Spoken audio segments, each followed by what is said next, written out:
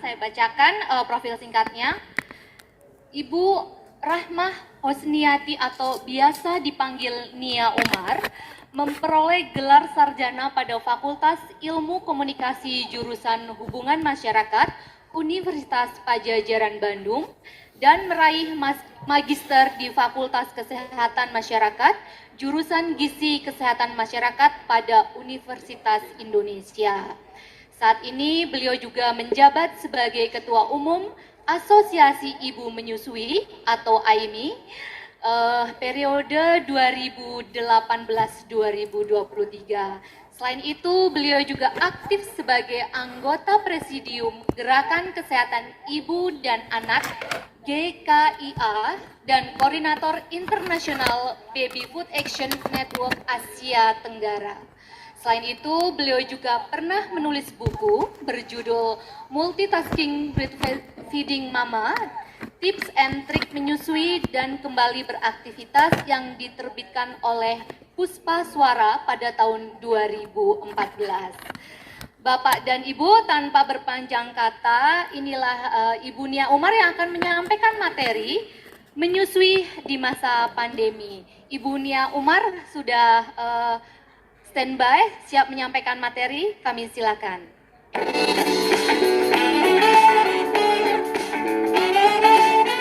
Assalamualaikum warahmatullahi wabarakatuh. Oke, terima kasih Ibu. Selamat siang semuanya. Mungkin ada yang udah menjelang makan siang nih di Indonesia bagian timur nih ya. Assalamualaikum warahmatullahi wabarakatuh, salam sejahtera, Om Swastiastu, Namo Buddhaya, salam kebajikan, dan semoga semuanya sehat-sehat ya di hari Sabtu pagi hari ini dan mungkin di siang hari di beberapa bagian di Indonesia. Saya Nia Umar, Ketua Umum dari Asosiasi Ibu Menyusui Indonesia, sangat berterima kasih dilibatkan dalam kegiatan yang meriah banget nih, banyak sekali nih penontonnya nih, sampai hampir 900, wah keren banget nih Menko PMK. Kali ini saya akan berbagi seputar menyusui di situasi pandemi COVID, dan saya mohon bantuannya teman-teman panitia untuk menayangkan slide yang saya sudah kirimkan sebelumnya. Jadi seperti biasa kalau kami di AIMI berusaha sekali meningkatkan persentase angka ibu menyusui di Indonesia. Dan dalam melakukan upayanya untuk meningkatkan cakupan ASI, kami di AIMI sangat memegang teguh, sangat menjaga sekali untuk kemitraan, dan kami tidak menerima sponsor dari produsen formula, empeng, MPASI pabrikan, dan afiliasinya. Jadi itu saya harus sampaikan dulu di depan supaya para peserta juga bisa paham bahwa kami ini adalah organisasi nirlaba yang berbasiskan dukungan sesama ibu. Jadi AIMI itu dari ibu, untuk ibu, dan oleh ibu juga. Oke, next. Jadi sebenarnya untuk berhasil menyusui, maka membutuhkan perlindungan bagi ibu dan anak. Dan semua pihak itu memiliki tanggung jawabnya masing-masing untuk memenuhi kebutuhan tersebut. Dan penting juga diingat bahwa menyusui itu adalah hak dua pihak. Bukan hanya anak, tetapi juga hak ibunya. Mengapa? Karena menyusui itu, ini ada anak saya yang nomor 3 muncul ikutnya. Menyusui itu adalah hak untuk seorang perempuan karena badan kita ini diciptakan oleh Yang Maha Pencipta, didesain kalau bisa punya anak, ya bisa menyusui gitu. Jadi ada rangkaiannya dari mulai haid, lalu hamil, lalu dia melahirkan, dan akhirnya kemudian menyusui. Nah, ketika badan kita yang sudah didesain sedemikian rupa untuk menyusui ini tidak dipakai, maka bisa jadi ada resiko-resiko kesehatan di masa depan bagi seorang perempuan. Karena apa? Itu makanya kalau tidak menyusui itu meningkatkan resiko kanker payudara, kanker rahim, kanker ovarium, habis itu diabetes, hipertensi, banyak sekali resiko-resiko kesehatan bagi seorang ibu jika ia tidak menyusui. Nah, menyusu pada anak itu juga hak, karena ternyata studinya sudah banyak sekali bahwa ASI itu, proses menyusu itu memberikan banyak sekali perlindungan kesehatan baik saat ini anak itu sedang menyusu sampai nanti masa depannya. Jadi menyusu itu memberikan manfaat baik dua belah pihak, baik si ibu maupun si anaknya. Dan bahkan sebenarnya buat sekeluarga sih, karena kalau ibunya menyusui, maka anaknya tidak perlu mengkonsumsi susu formula, tidak perlu membeli susu, maka keluarga bisa menghemat resiko kanker pada keluarga, kantong kering itu berkurang karena akhirnya ibu-ibu itu tidak perlu membeli sesuatu produk yang juga memiliki resiko-resiko implikasi kesehatan jika diberikan kepada anaknya. Karena bukan tidak sedikit ya kejadian anak-anak minum formula dia diare, dia konstipasi, nggak bisa pup, nggak cocok susunya, lalu belum lagi infeksi telinga, banyak sekali infeksi yang terkait pada anak yang bisa beresiko semakin tinggi ketika mereka minum formula. Dan penyakit-penyakit yang degeneratif, yang sifatnya nanti kalau udah gede, itu meningkat resikonya ketika anak mendapatkan formula. Jadi ingat ya, menyusui dan menyusu itu hak yang tidak bisa dipisahkan, itu adalah hak seorang ibu dan hak juga buat anak. Next. Nah, tapi sayangnya, karena ini sudah hak kedua belah pihak, kondisinya yang terakhir nih, menurut survei demografi kesehatan di Indonesia tahun 2017, angka menyusui di Indonesia itu baru 52% ASI eksklusifnya. Jadi bayangkan, masih ada setengah pasangan ibu dan anak di Indonesia yang tidak mendapatkan hak untuk kualitas hidup mereka yang lebih baik, untuk bisa menyusui dan menyusu. Jadi ini PR penting buat kita bersama. Dan ingat juga bahwa survei ini dilakukan, dilihatnya ini pada anak 0 sampai 5 bulan. Padahal rekomendasinya sebenarnya 0 sampai 6 bulan. Jadi sebenarnya mungkin bisa jadi kurang dari 52% bahkan angka cakupan pemberian ASI eksklusif di Indonesia. Boleh next? Nah, bagaimana sih caranya kita bisa membantu para ibu untuk bisa menyusui di saat pandemi? Sama sebenarnya di saat yang bukan pandemi atau maupun saat pandemi, ini penting sekali buat kita memastikan bahwa ibu itu mendapatkan pelayanan yang tepat. Mulai dari, saya senang banget nih ngelihat presentasinya, mulai dari jauh sebelum mereka hamil. Jadi dari sebelum mereka hamil itu sudah sudah diberikan edukasi tentang menyusui. Karena kalau mereka nggak paham, mereka nggak tahu, ya mereka nggak akan ngerti bagaimana caranya, resikonya apa kalau nggak nyusuin. Jadi jauh dari sebelum mereka hamil, mereka harus sudah dibantu dan disupport. Disupportnya juga penting dari pasangan. Ini saya ada foto-foto yang bagus nih ya. Tapi tulisannya kecil ya, ini kayaknya nggak kelihatan. Nanti teman-teman panitia boleh kok bagikan slide presentasi saya ke peserta, jadi bisa pada baca isinya apa. Tapi intinya, dukungan dari keluarga, dari suami itu sangat-sangat penting. Dan menyusui ini kan sebenarnya bukan hanya rekomendasi dari Badan Kesehatan Dunia. Ya. Sebenarnya menyusui ini perintah juga. Di dalam agama tuh semua agama ada. Di dalam Islam itu ada menyusui hingga 2 tahun. Bahkan di agama-agama lain, kalau di Katolik itu ada, Paus mengeluarkan surat tentang menyusui, dan ilustrasi Bunda Maria menyusui Nabi Isa, itu juga banyak sekali. Jadi itu menyusui itu sebenarnya perintah agama. Jadi bukan hanya rekomendasinya Kementerian Kesehatan, UNICEF, WHO, atau sesuatu yang digaungkan oleh AINI saja, tapi ini memang kodratnya. Nah, tetapi menyusui walaupun terkesan alamiah, natural, tetapi tidak semudah itu. Pada perjalanannya, setiap ibu itu perlu didukung. Fasilitas kesehatan dan tenaga kesehatan memiliki peran kunci. Karena di hari-hari pertama, sesudah ibu melahirkan, itu adalah kunci keberhasilan menyusuinya di situ. Karena kalau hari-hari pertama itu bayinya nggak IMD, baru lahir nggak ditaruh di dada ibunya, skin to skin, kayak tadi foto yang di slide sebelumnya kan kita lihat tuh, ditaruh bayinya di dada ibunya. Tapi kalau nggak ditaruh di dada ibunya, bayinya bingung mencari kemana nih sumber makanan dia. Padahal bayi mamalia itu semua terlahir itu bisa mencari sumber kehidupannya sendiri. Bisa mencari payudara ibunya kalau dia lahir sehat dan bugar. Nah, jadi itu penting sekali untuk melakukan IMD. Lalu ketika di rumah sakit atau di fasilitas kesehatan, di klinik bersalin atau dimanapun ibu itu melakukan persalinan, penting untuk biarkan satu kamar, rawat gabung.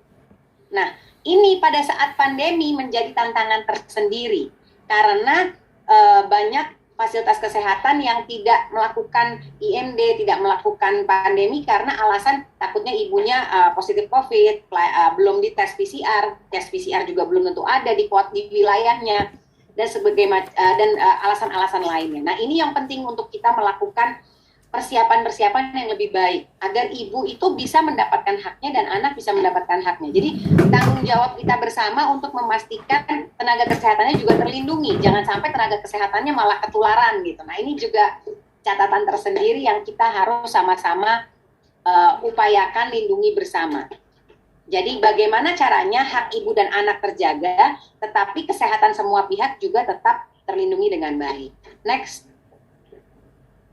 Peran penting pemerintah untuk melindungi menyusui. Pemerintah itu memiliki payung yang paling besar, tanggung jawab terbesar dalam dukungan menyusui, mulai dari promosinya, mulai dari perlindungannya dan dukungannya. Promosinya seperti apa? Seperti kegiatan-kegiatan seperti ini, melakukan promosi kepada publik, kepada masyarakat, melalui berbagai media, memberikan perlindungan, mengeluarkan kebijakan-kebijakan. Nah, kalau kebijakan ini kita ada Undang-Undang Kesehatan, dan kita juga sudah punya PP Peraturan Pemerintah Nomor 33 Tahun 2012 tentang ASI eksklusif. Dan di PP ini sudah jelas bahwa ada pasal 33 tentang 10 langkah menuju keberhasilan menyusui, rumah sakit sayang bayi. Semua bayi itu berhak IMD kalau di situ, dan rumah sakit, fasilitas kesehatan itu harusnya tidak memisahkan ibu dan anak ketika baru lahir. Jadi kalau punya bayi melahirkan, bayinya ditaruh di lantai 4, ibunya ditaruh di lantai 2, itu jangan mau. Itu berarti tidak melakukan peraturan pemerintah nomor 33 tahun 2012 tentang ASI eksklusif, dan bisa diadukan. Kami di AIMI bisa menerima aduan, dan kami punya WA bot itu adalah WhatsApp yang bisa menerima aduan-aduan masyarakat terkait kalau misalkan tidak bisa menyusui atau mereka tidak ditawarkan formula, misalkan pada saat persalinan, nah padahal tidak mau atau diberikan langsung tanpa seizin orang tua, itu bisa laporkan ke nomor itu. Nanti saya akan bagikan nomornya. Dan yang terakhir, dukungan dari pemerintah itu penting. Kenapa pemerintah dalam upaya untuk keberhasilan ibu menyusui, lalu mengentaskan stunting, itu pemerintah perlu menyediakan fasilitas kesehatan, tenaga kesehatan yang kompeten, yang mampu, yang tahu bagaimana mengajarkan ibu, memberdayakan ibu untuk bisa menyusui. Karena memang ini catatan tersendiri ya, saya sering dapat telepon atau dapat konsultasi dari ibu-ibu dari tinggalnya jauh di pedalaman Kalimantan, tapi tidak ada yang bisa membantu memelekatkan bayinya ke payudara, tetapi dia dapat kaleng formula gratis di hari kedua dia melahirkan. Jadi bayangkan di pedalaman itu lebih gampang ibu mendapatkan akses formula dibanding tenaga kesehatan menunjukkan cara menempelkan bayi, cara bayi melekat yang baik ke payudara. Ini merupakan menurut saya fenomena yang sangat menyedihkan, karena sebenarnya menyusui itu kan kodrati tadi ya, harusnya alamiah dan harusnya menjadi yang utama. Tetapi kayaknya kejadian yang di masyarakat, laporan yang masuk tuh justru nggak seperti itu. Next. Tantangan menyusui dihadapi para ibu. Jadi banyak sekali tantangannya. Banyak sekali yang paling sering muncul itu adalah ASI kurang. Ibunya merasa ASInya kurang. Kenapa bisa merasa ASInya kurang? Karena kalau diperah nggak keluar. Padahal bayinya naiknya beratnya baik, kenaikan panjangnya juga bagus. Ini yaitu ibu-ibu nggak dikasih tahu untuk mengenali kecukupan tanda-tanda bayi cukup menyusui. Itu nggak tahu, nggak ada yang ngasih tahu. Padahal itu adalah informasi yang sangat-sangat penting. Ibu nggak ditunjukin cara bagaimana menyusui yang baik, memposisikan ke payudara yang tepat itu seperti apa, nggak ada yang ngajarin. Nggak ada yang ngajarin karena apa ya? Karena jangan-jangan tenaga kesehatan juga nggak paham. Tenaga kesehatan juga nggak ngerti. Saya nggak sekali dua kali terima konseling juga dari tenaga kesehatan. Jadi tenaga kesehatan nanyanya ke saya gitu. Karena memang kalau menurut beberapa teman saya yang dokter, belum ilmu manajemen laktasi itu di beberapa ilmu kedokteran itu sayangnya memang belum terlalu komprehensif. Tapi berita baiknya semakin kesini semakin baik, semakin banyak pelatihan-pelatihan juga yang mulai muncul, mulai disediakan, sehingga tenaga kesehatan bisa meningkatkan kompetensinya untuk bisa membantu ibu menyusui. Nah, itulah pentingnya pemerintah untuk memastikan pemerataan informasi seperti itu agar tidak ada yang ketinggalan, tidak ada ibu-ibu yang tidak mendapatkan dukungan ini. Lalu tantangan lainnya adalah promosi formula yang sangat agresif. Nah, ini nanti saya mau nanya nih ke peserta yang hadir. Pernah nggak dihubungin sales formula, ditawarin formula berkali-kali? Waktu hamil, dideketinnya sama produsen susu ibu hamil. Nih ya, susu ibu hamil ya, saya ngomong di sini ya. Teman saya di Jerman, orang Jerman kan tinggi-tinggi ya. Teman saya orang Indonesia tinggal di Jerman, waktu dia hamil, dia minta dibeliin sama suaminya susu ibu hamil. Dia cari tuh di sekota Bonn, itu tidak ada ya. Nama kotanya Bonn, itu nggak ada susu ibu hamil. Tetapi di sini dijual, dipromosikan seakan-akan kalau ibu hamil nggak minum susu ibu hamil, itu bayinya nggak akan sehat. Ibu menyusui, kalau nggak minum susu ibu menyusui, maka nggak akan keluar susunya. Padahal kalau dilihat sapi itu nggak ada loh yang minum susu untuk menghasilkan susu, ya dia makan rumput aja gitu, tapi susunya kita ambil juga kan. Makanya di Indonesia tuh semua didagangin. Nah, biasanya produsen susu ibu hamil, produsen susu ibu menyusui itu sama produsen formula. Jadi ibu-ibu hamil dideketinnya mulai dari susu ibu hamil, susu yang sebenarnya tidak diperlukan. Kalau dilihat kandungan gulanya itu banyak sekali.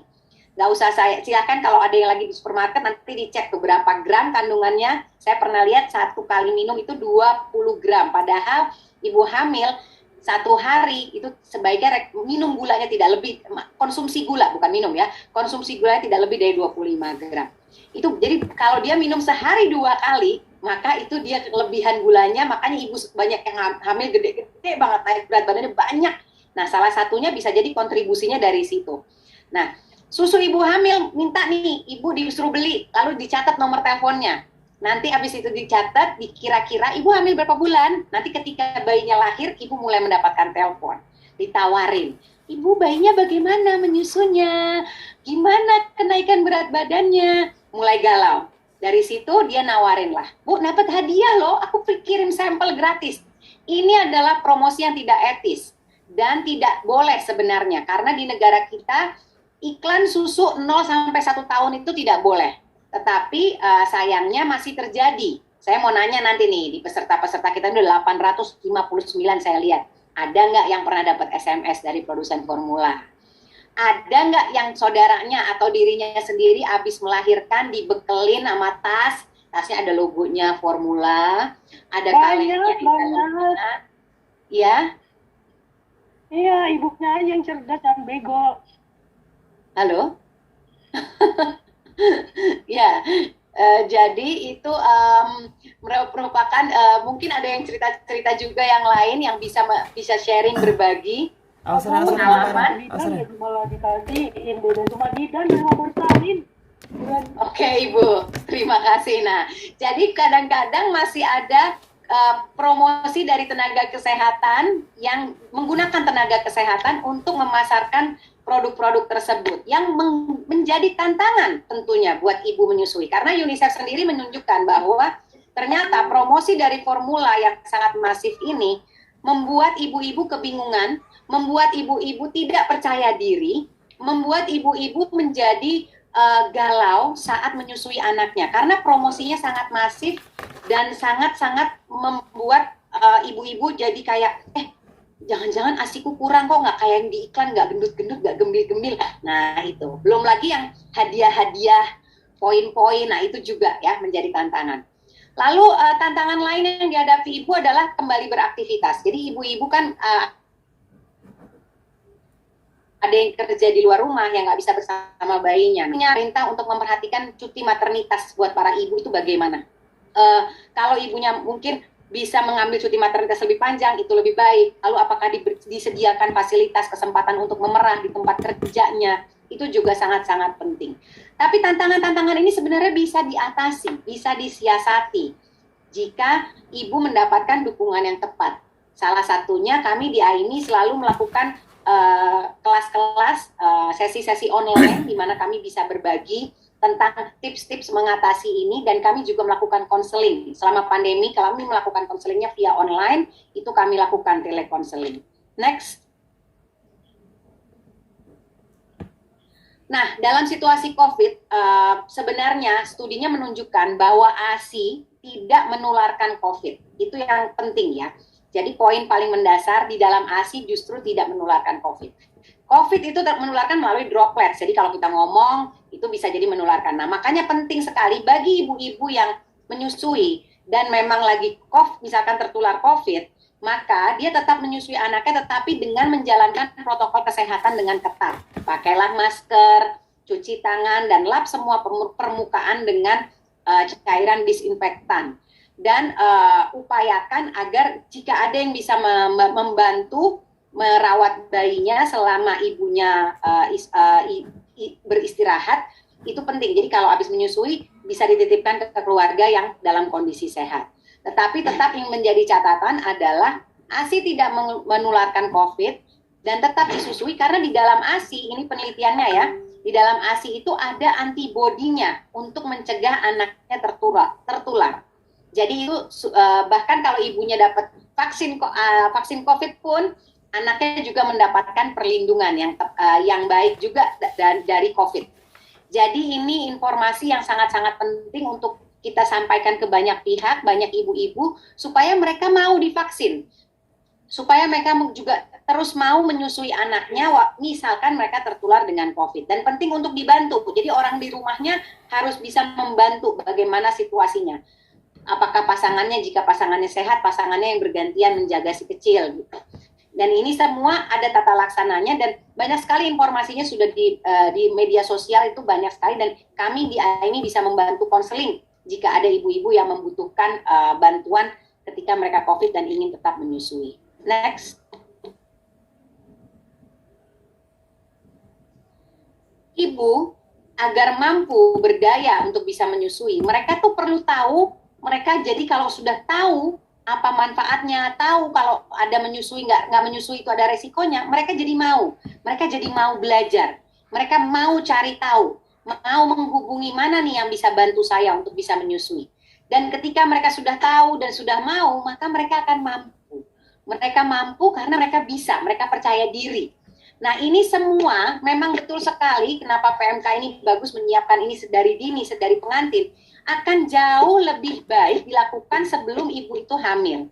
Pengetahuan tentang pentingnya gizi, nutrisi pada ibu hamil, ketika mereka menyusui, lalu kepada anak-anak, kepada keluarga, itu penting sekali. Karena kalau enggak, ibu-ibu mendapatkan informasi yang tidak tepat seputar gizi yang didapatkan dari iklan-iklan, dari promosi-promosi produk ultraproses. Produk ultraproses itu apa? Produk pabrikan yang ada dijual di pabrik-pabrik, dikemas-kemas. Nah, itu mereka kadang-kadang mempromosikannya seakan-akan itu produknya lebih bergizi, lebih baik, termasuk susu formula. Nah, ini yang menurut saya dan menurut teman-teman kami, para penggiat ASI, yang seringkali membuat para ibu-ibu menjadi tidak percaya diri dalam menyusui, memberikan makan kepada anaknya, karena promosi-promosinya sangat agresif.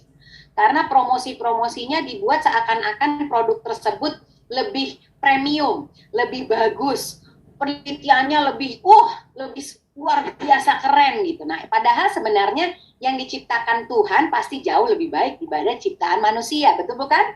Ya, nggak ada ciptaan Tuhan bisa dibandingkan dengan ciptaan manusia, nggak ada. Sama dengan menyusui, ASI itu tidak tergantikan. Sama dengan kita memberikan makan anak kita memberikan pangan anak dengan makanan alami, tentu jauh berbeda dibandingkan dengan kita memberikan makanan pabrikan kepada anak. Makanan alami kita bisa lihat, bentuk bahan pangannya, kita lihat takarannya, kita siapkan dengan kebersihannya, kita lihat komposisinya, kita siapkan dengan penuh cinta, dengan menu-menu kearifan lokal. Itu tentunya akan jauh lebih baik daripada menu-menu pabrikan. Dan itulah pentingnya kita semua memberdayakan ibu-ibu untuk mengenali kapan sih 1000 hari pertama untuk anak untuk mencegah stunting itu terjadi. Mulai dari mereka persiapan kehamilan, mulai dia saat hamil, dia lalu melahirkan dan menyusui, dan saat mereka mulai memperkenalkan anaknya pada makanan keluarga yang cukup gizinya, yang komplit isinya dengan protein hewaninya, protein nabatinya, karbohidrat, lemak yang cukup, vitamin dan mineral yang cukup, diajarkan, diberdayakan. Ini loh Bu menunya, seperti ini komposisinya, seperti ini menyiapkannya, agar mereka menjadi ibu-ibu yang berdaya, yang mampu bisa memberikan yang terbaik buat keluarga mereka. Next.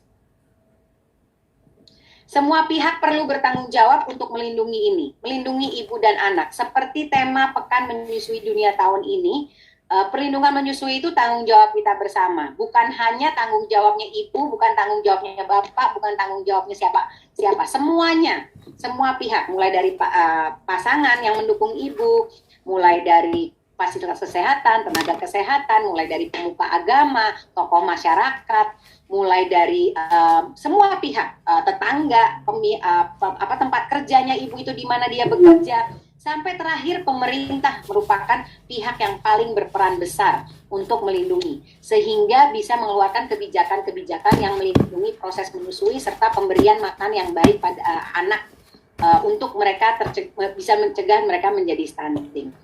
Dan menyusui ini memberikan banyak sekali manfaat secara ekonomi, karena banyak studi yang menunjukkan kalau anak-anak disusui, sebagian besar anak-anak disusui, maka biaya belanja kesehatan sebuah negara pun juga akan menurun. Ini yang kadang-kadang orang tuh nggak sadar gitu. Padahal ya kan ada BPJS Mbak Nia gitu. Tetapi BPJS itu kan yang dibayar negara gitu. Kalau ibu atau anak itu gampang sakit karena dia tidak menyusui dan tidak menyusu, maka resikonya yang ditanggung kita bersama. Belum lagi kualitas sumber daya manusia kita, jika anak itu tidak menyusu pada ibunya, tidak mendapatkan MPASI yang baik selama 2 tahun kehidupan pertamanya mereka yang masuk 1000 hari pertama tadi, maka dikhawatirkan mereka tidak bisa mencapai potensi terbaik pada dirinya, sehingga di kemudian hari mereka tidak bisa menjadi individu yang potensinya bisa terbaik. Mereka harusnya bisa mencapai misalkan posisi pekerjaan atau pendidikan yang tinggi. Tetapi karena modal awalnya tidak baik, maka mereka tidak bisa mencapai hal itu. Ini yang menjadi kerugian yang ditanggung oleh kita bersama, oleh negara kita bersama. Tidak hanya kerugian bagi si anak tersebut. Next. Kami di AIMI membutuhkan dukungan semua pihak untuk bisa terus mengkampanyekan pentingnya menyusui, pentingnya praktik baik dalam pemberian makan bayi dan anak. Untuk itu, mari bersama-sama, jika ada yang ingin bergabung, kami sudah ada di 18 provinsi dan di 10 kota tingkat kabupaten. Kami semua isinya relawan, para ibu-ibu, ada juga bapak-bapak, ada juga yang belum punya anak. Tapi semua boleh masuk, semua boleh ikut kontribusi selama memiliki komitmen dan menjaga integritas untuk tidak memiliki kerjasama dengan yang saingan sama ASI tadi tuh ya. Jadi silahkan bergabung dukung AIMI untuk bisa meningkatkan persentase ibu menyusui di Indonesia. Next. Terima kasih, itu pemaparan dari saya, mudah-mudahan bisa diterima oleh Bapak Ibu sekalian yang sudah hadir nih dari jam 9 pagi, keren banget nih, ramai banget acaranya. Assalamualaikum warahmatullahi wabarakatuh, selamat siang Bapak dan Ibu semua. Terima kasih atas partisipasinya, saya juga ingin mengucapkan terima kasih atas kesempatan yang telah diberikan kepada saya. Semoga semuanya masih semangat untuk mengikuti acara ini sampai dengan selesai. Baik, saya akan mencoba share screen terlebih dahulu. Sebentar, oke. Baik, apakah sudah terlihat? Sepertinya sudah ya. Hari ini saya akan membawakan materi mengenai cegah stunting dengan menyusui. Sebelumnya saya ingin menyatakan terlebih dahulu bahwa dalam menyampaikan materi pada hari ini saya tidak terkait konflik of interest terhadap pihak manapun. Baik, kita akan mulai pembahasannya dengan membahas mengenai stunting. Saya yakin Bapak dan Ibu pasti sudah sering sekali mendengar istilah stunting ini karena memang stunting beberapa tahun terakhir ini sedang gencar-gencarnya dibicarakan. Jadi trending topik di mana-mana, semua orang ngomongin soal stunting. Tapi sebetulnya apa sih yang dimaksud dengan stunting? Nah, pada bulan April di tahun 2020 yang lalu, WHO merilis definisi stunting yang terbaru. Stunting adalah pendek berdasarkan umur yang didefinisikan sebagai panjang atau tinggi badan menurut umur berada di bawah -2 standar deviasi pada kurva WHO. Ini disebut sebagai stunted yang disebabkan karena kekurangan nutrisi berkepanjangan. Biasanya hal ini berhubungan dengan kondisi sosioekonomi yang lemah, kondisi kesehatan dan nutrisi ibu hamil yang buruk, penyakit berulang, dan atau praktek pemberian makan pada bayi dan anak yang tidak tepat. Nah, berdasarkan definisi dari stunting ini, WHO sebetulnya jauh-jauh hari sebelumnya telah mengeluarkan rekomendasi untuk mencegah malnutrisi termasuk juga mencegah stunting. Rekomendasi WHO untuk praktek emas pemberian makan pada bayi dan anak itu meliputi inisiasi menyusui dini yang dimulai setelah bayi dilahirkan setidaknya 1 jam, kemudian dilanjutkan dengan menyusui secara eksklusif sampai dengan 6 bulan, lalu MPASI dilanjutkan dari usia 6 bulan, dan ASI dapat dilanjutkan hingga 2 tahun atau lebih. Ini adalah rekomendasi WHO. Memangnya kenapa sih? Ada apa? Apa pentingnya? Ini ada kaitannya dengan 1000 hari pertama. Saya yakin ibu-ibu dan bapak-bapak juga udah sering kali mendengar 1000 hari pertama. Apa sih 1000 hari pertama itu? 1000 hari pertama didefinisikan sejak janin masih berada dalam kandungan hingga seorang anak berusia 2 tahun. Kalau kita anggaplah hamilnya 9 bulan ya, 9 kali 30 hari, jadi 270 hari, ditambah 2 tahun, 365 dikali 2, sama dengan 730. Kalau kita jumlah dari 270 ditambah 730, jumlahnya jadi 1000 hari. Kenapa 1000 hari pertama kehidupan ini penting? Karena 1000 hari pertama merupakan window atau critical period di mana semua organ tubuh seorang manusia itu bertumbuh dan berkembang dengan sangat pesat termasuk organ otak. Nah, kita tahu bahwa tentunya untuk mendukung keoptimalan proses pembentukan, pertumbuhan, dan perkembangan dibutuhkan nutrisi yang optimal juga. Apa dampaknya nutrisi pada kehidupan? Tentu kita bisa lihat dari gambar berikut. Di jangka pendek, kita tahu bahwa nutrisi akan mempengaruhi perkembangan otak. Di jangka panjang akan mempengaruhi kapasitas kognitif dan edukasi. Oleh karena itu, penelitian sudah membuktikan nih ya, sudah menunjukkan bahwa anak-anak yang pernah mengalami malnutrisi, entah itu stunting, gizi kurang, atau gizi buruk, di 1000 hari pertamanya, pada saat mereka diikuti waktu lagi bersekolah dan pada saat dewasa, ternyata secara signifikan IQ-nya lebih rendah dibandingkan dengan mereka yang tidak pernah kekurangan nutrisi. Kemudian, performa pendidikannya pun juga signifikan lebih rendah. Berbagai nilai pada pelajaran itu signifikan lebih rendah pada mereka yang pernah mengalami malnutrisi pada saat 1000 hari pertama. Selain itu juga durasi bersekolah relatif secara signifikan lebih cepat pada anak-anak yang malnutrisi. Lebih cepatnya ini bukan karena anak-anak yang malnutrisi ini pintar-pintar jadi akselerasi semua, bukan ya. Tapi karena drop out-nya lebih banyak, jadi lebih sedikit waktu bersekolahnya. Nah, selain perkembangan otak, nutrisi di 1000 hari pertama juga akan mempengaruhi pertumbuhan otot, pertumbuhan tulang, komposisi berat, dan tinggi badan. Sehingga pada saat dewasa ini akan sangat mempengaruhi imunitas atau daya tahan tubuh serta kapasitas kerja. Penelitian menunjukkan bahwa anak-anak yang pernah mengalami malnutrisi, terutama di 1000 hari pertama, ini pada saat dewasa akan lebih gampang sakit-sakitan. Karena daya tahan tubuhnya ini terganggu pada saat pembentukan. Kemudian, ada penelitian juga nih yang menunjukkan anak-anak yang malnutrisi pada saat diikuti sampai dengan dewasa, ternyata kapasitas kerjanya secara signifikan lebih rendah. Pendapatan per kapitanya pun jadi lebih rendah. Nah, nutrisi di 1000 hari pertama juga akan mempengaruhi metabolisme karbohidrat, lemak, protein, hormon, reseptor, dan gen, sehingga penelitian menunjukkan bahwa di jangka panjang, ini akan meningkatkan resiko seseorang terkena berbagai macam penyakit, seperti diabetes, obesitas, penyakit jantung, stroke, hipertensi, kanker, dan juga aging atau usia tua. Kita tahu bahwa tadi salah satu rekomendasi praktek pemberian makan bayi dan anak menurut WHO untuk mencegah malnutrisi adalah dengan memberikan ASI eksklusif atau menyusui. Menyusui kita tahu punya banyak sekali manfaat karena selain bisa meningkatkan daya tahan tubuh, ASI juga mengandung hormon pertumbuhan, juga dapat meningkatkan bonding antara orang tua dan anak, dan customize isinya ya, jadi benar-benar sangat spesifik Kita lihat bahwa kolostrum ini adalah ASI yang pertama keluar, juga banyak mengandung faktor pertumbuhan, lemak, laktosa, mineral, vitamin A, nitrogen, dan juga zat antibodi yang sangat bermanfaat untuk menjaga kekebalan tubuh bayi. Menyusui diketahui dari berbagai penelitian menurunkan resiko untuk ibu mengalami rheumatoid arthritis, obesitas, penyakit jantung, serta diabetes tipe 2. Bukan hanya untuk ibu saja, tapi ternyata menyusui juga punya banyak manfaat untuk anaknya yang disusui. Jadi, penelitian menunjukkan bahwa anak yang disusui secara signifikan menurunkan resiko untuk terkena obesitas, asma, infeksi saluran telinga, kemudian dermatitis atopik, kemudian leukemia atau kanker darah, lalu juga penyakit gastroenteritis, diabetes tipe 1 dan 2, SIDS atau sudden infant death syndrome, dan juga necrotizing enterocolitis. Bukan hanya ibu dan anak saja yang memiliki manfaat apabila disusui, tapi lingkungan dan sosial juga nih ya terkena dampak positifnya.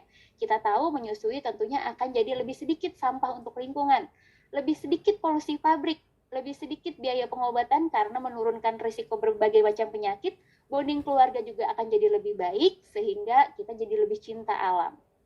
Nah, terkait masalah stunting dan menyusui, ada beberapa penelitian yang telah membuktikan bahwa ternyata anak yang tidak disusui dengan anak yang disusui ini ada perbedaan kadarnya atau perbedaan tingkatnya.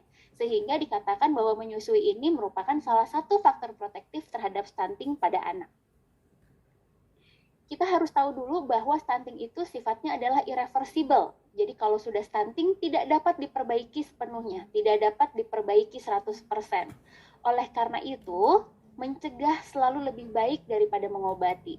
Daripada sudah kadung stunting, kita lalu kebingungan mencari tahu gimana nih cara ngatasinnya, sebaik-baiknya adalah ya jangan sampai stunting. Terus bagaimana cara kita mencegahnya? Kita perlu tahu bahwa stunting ini tidak terjadi ujuk-ujuk, tidak terjadi tiba-tiba.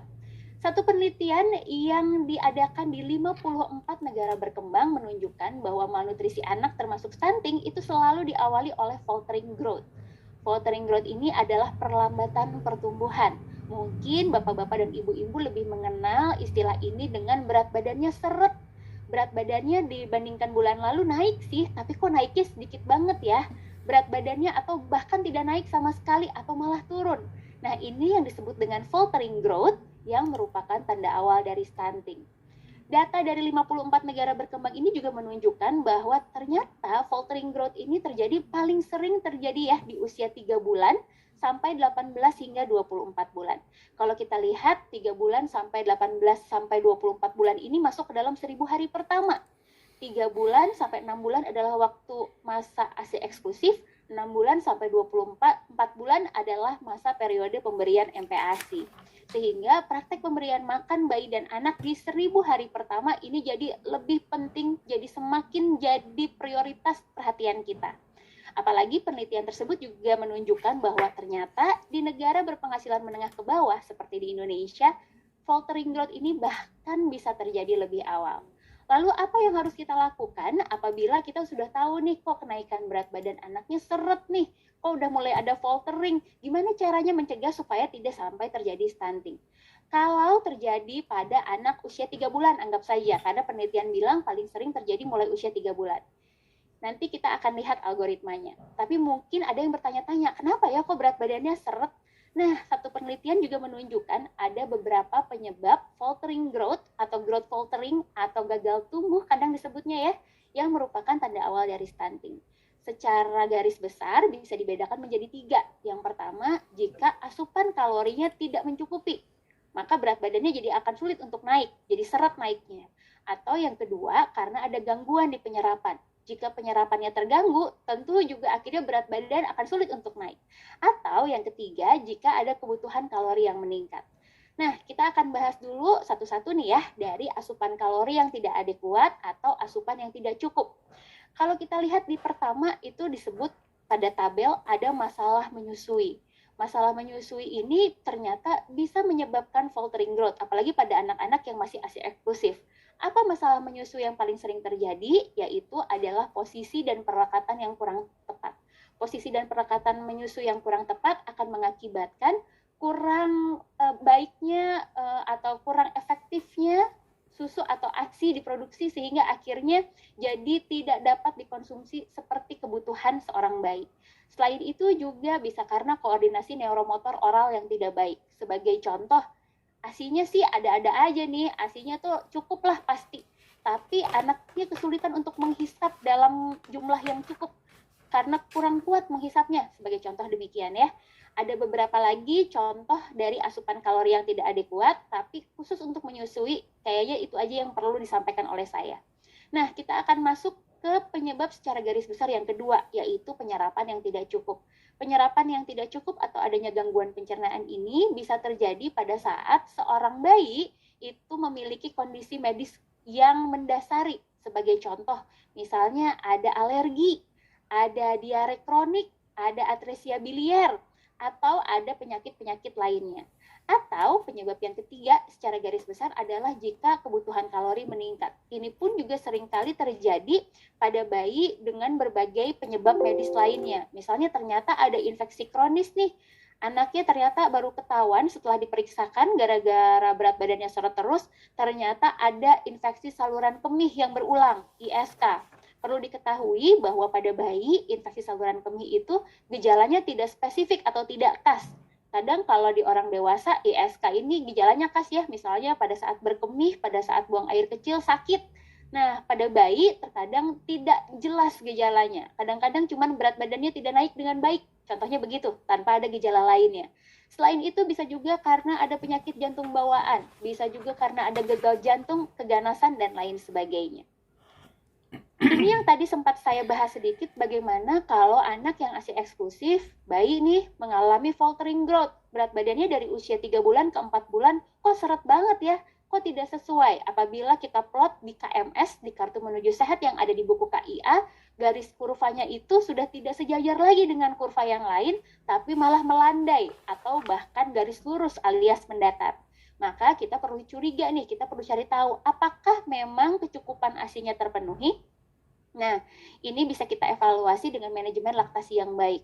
Kita benahi posisinya, kita benahi perlekatannya, kemudian kita minta untuk evaluasi dalam 1 hingga 2 minggu.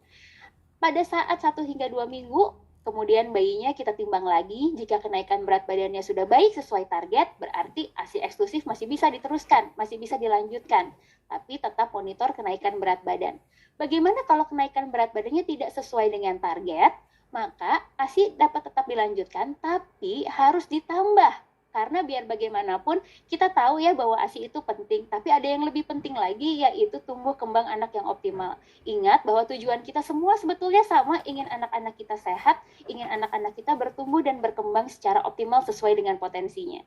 Maka, selain ASI, apabila bayinya masih berusia di bawah 4 bulan, second best alternatif sebagai tambahan adalah ASI perah. Tentu yang mengikuti ketentuan yang berlaku. Jika memang ini tidak dapat diberikan, maka third best alternatif atau alternatif yang selanjutnya adalah dengan memberikan susu formula yang aman. Susu formula yang aman artinya tentu harus sudah ada label BPOM-nya, tentu harus sudah memenuhi syarat Kodeks Alimentarius yang dibuat oleh WHO. Apabila bayinya berusia di atas 4 bulan, 4-6 bulan biasanya ya, maka dokter bisa saja mengadviskan anak tersebut untuk mulai terlebih dahulu MPASI jika memang dokter melihat sudah ada tanda siap makan. Sekali lagi, pemberian MPASI di bawah 6 bulan, di atas 4 bulan, bisa saja diadviskan oleh dokter dengan indikasi medis dan jika ada tanda kesiapan makan. Harus atas advis dokter. Sekali lagi, harus atas advis dokter. Demikian juga dengan pemberian susu jenis apapun di bawah 2 tahun juga sebaiknya harus selalu dikonsultasikan kepada dokter karena tentu kita harus tahu apakah memang ada indikasinya, bagaimana hitungannya, semua tentu harus ada aturannya. Jadi take home message saya untuk hari ini adalah bahwa kita tahu stunting, terutama yang terjadi di 1000 hari pertama kehidupan, dapat menyebabkan berbagai dampak, baik itu jangka pendek maupun jangka panjang, dan tidak terjadi ujuk-ujuk, tidak terjadi tiba-tiba. Selalu diawali dengan faltering growth, yang seringkali ibu-ibu bapak-bapak sebut sebagai berat badannya naiknya seret, atau mungkin bahkan tidak naik sama sekali, atau malah turun. Kita tahu juga bahwa menyusui dengan segala manfaatnya termasuk ke dalam rekomendasi pemberian makan anak WHO untuk mencegah malnutrisi. Tetapi kita perlu ingat bahwa monitoring pertumbuhan dengan menimbang berat badan setiap bulan, mengukur panjang badan setiap bulan, mengukur lingkar kepala, ini sangat penting untuk mencegah stunting. Jika pada monitoring pertumbuhan kita lihat bahwa kurva pertumbuhan sudah mulai tidak sejajar, entah itu sudah mulai melengse gitu ya, sudah mulai melandai, mendatar, atau bahkan menurun, kita harus waspada. Jika ini dibiarkan, tidak segera diintervensi, maka akan menjadi stunting, di mana stunting, seperti yang tadi saya sampaikan, sifatnya adalah irreversible atau tidak dapat diperbaiki sepenuhnya. Ingat, mencegah selalu lebih baik daripada mengobati.